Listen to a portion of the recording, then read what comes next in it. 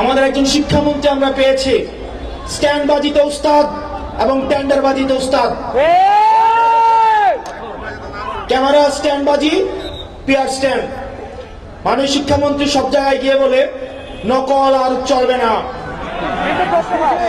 2026-এর শিক্ষার্থীরা আপনাদেরকে দেখিয়ে দিচ্ছে এই স্ট্যান্ডবাজি আর বাংলাদেশে চলবে না।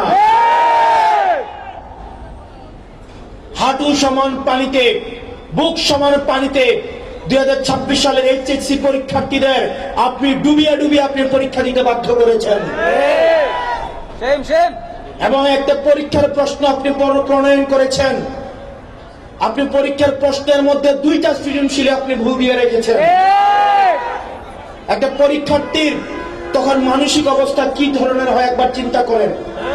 সে যখন দেখে প্রশ্নপত্রে ভুল, সে যখন নিজে চেষ্টা করে পরীক্ষায় উত্তর মিলানো, পরীক্ষা দিয়ে এসে হয়তো বুঝতে পারে প্রশ্নপত্রে ভুল, সে যখন উত্তর মিলাতে পারে না, তখন পরীক্ষার মধ্যে কি ধরনের মানসিক অবস্থা তৈরি হয় একবার চিন্তা করেন। আপনারা একবার দুঃখ প্রকাশের প্রয়োজন বোধ করলেন না, বরং এই শিক্ষার্থীদেরকে আপনারা বলছেন মাদকাসক্ত।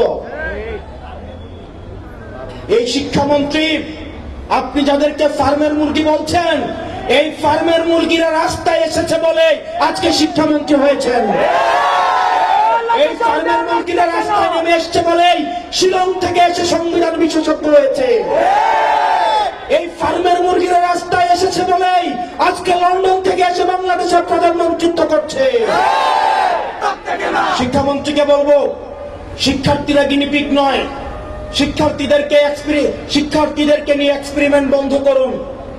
কিছুদিন পর পর একটা জিনিস ইচ্ছা হয়, আপনারা সেটা তাদের উপরে চাপিয়ে দেন, শিক্ষার্থীদের উপরে চাপিয়ে দেন।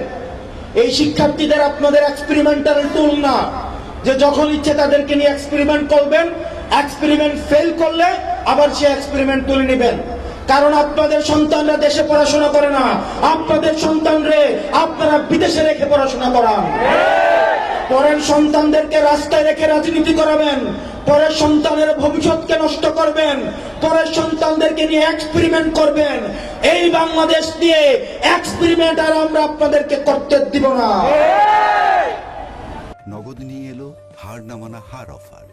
সর্বনিম্ন 10,000 টাকা রেমিটেন্স নগদে পাঠালে থাকছে স্বর্ণের হার জেতার সুযোগ। 2026 সালের এইচএসসি পরীক্ষার্থীদের প্রতি সংবেদনশীল আচরণ করার অনুরোধ করব। না হয় এই শিক্ষার্থীরা যদি রাস্তায় নেমে দৃঢ় অবস্থান নেয়, আপনার পাটাতন যে শক্ত না, এই অর্ধবেলা আন্দোলনে সেটা বোঝা গিয়েছে। আমরা 24 পরবর্তী বাংলাদেশে এই ধরনের বাংলাদেশ আমরা চাই না। ব্যবসায়ীরা হাহাকারের মধ্যে রয়েছে, ফুটপাতের হাতাররা হাহাকারের মধ্যে রয়েছে, রিক্সাওয়ালা ভাইয়েরা হাহাকারের মধ্যে রয়েছে।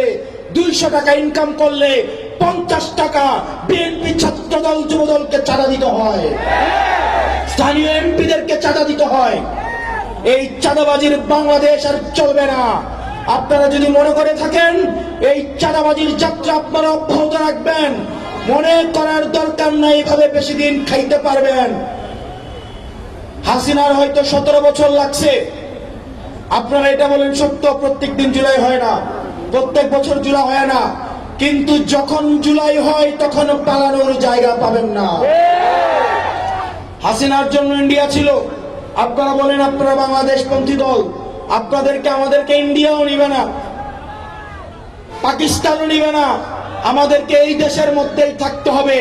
এবং আমরা যদি জনগণের আকাঙ্ক্ষার বিরুদ্ধে যাই, জনগণ আমাদের রাস্তার মধ্যে আমাদের বিচার করবে।